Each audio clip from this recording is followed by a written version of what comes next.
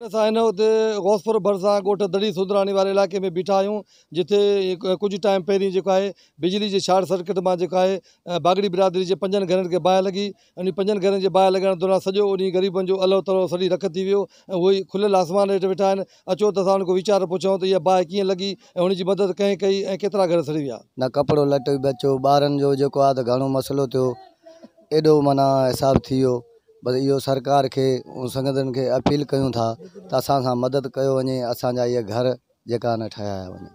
कुछ न बचो, पैसो पाई चांदी सोन बियो गाड़ी जा कार्ट बिया का शे न बचा।